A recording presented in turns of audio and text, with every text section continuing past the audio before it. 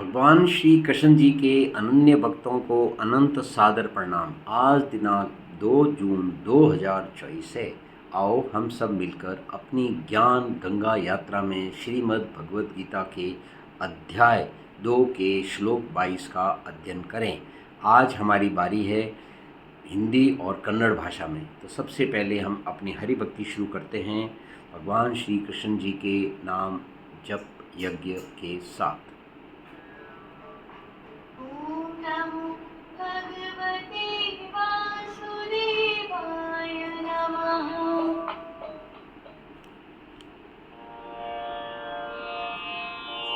वासांसि जीर्णानि यथा विहाय नवानि गृह्णाति नरोपराणि तथा शरीराणि विहाय अन्यानि संयाति नवानि देहि। कहा गया वासांसि जीर्णानि यथा विहाय नवानि गृह्णाति नरः अपराणि तथा शरीराणि विहाय जीर्णानि अन्यानि संयाति नवानि देहि। आइए अब इसे हम हिंदी भाषा में इसकी अभिव्यक्ति सुने।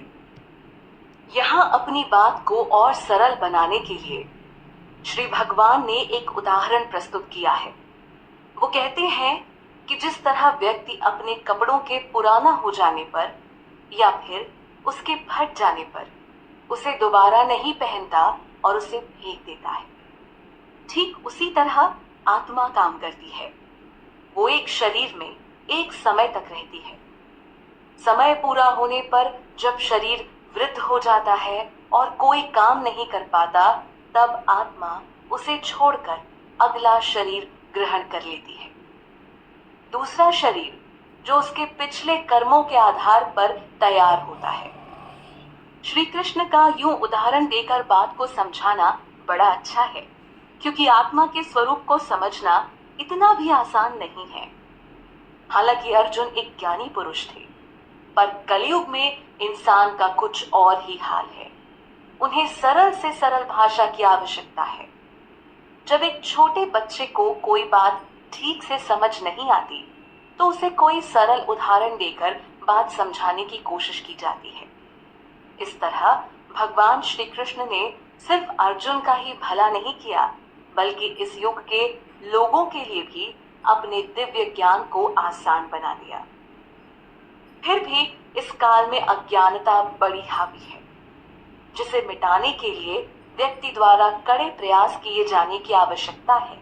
लेकिन श्री कृष्ण के शरणागत होकर ये काम बड़ी आसानी से हो सकता है, क्योंकि फिर भगवान उस व्यक्ति को उस समान बुद्धि भी प्रदान करते हैं। आइए इसको अब शॉर्ट में वापस इसकी समरी सुनते हैं। जिस प्रकार मनुष्य फटे पुराने वस्त्रों को त्याग कर नए वस्त्र धारण करता है, उसी प्रकार आत्मा पुराने शरीर को त्याग कर नए शरीर को धारण करती है। अभी कन्नड़ भाषा में इसी को सुने। ಕನ್ನಡ ಹೇಗೆ ಮನುಷ್ಯನು ಹರಿದ ಹಳೆಯ ವಸ್ತ್ರಗಳನ್ನು ತ್ಯಜಿಸಿ ಹೊಸ ವಸ್ತ್ರಗಳನ್ನು ಧರಿಸುವರೋ, ಅದೇ ಪ್ರಕಾರ ಆತ್ಮವು ತನ್ನ ಹಳೆಯ ಶರೀರವನ್ನು ತೊರೆದು ಹೊಸ ಶರೀರವನ್ನು ಧರಿಸುವುದು।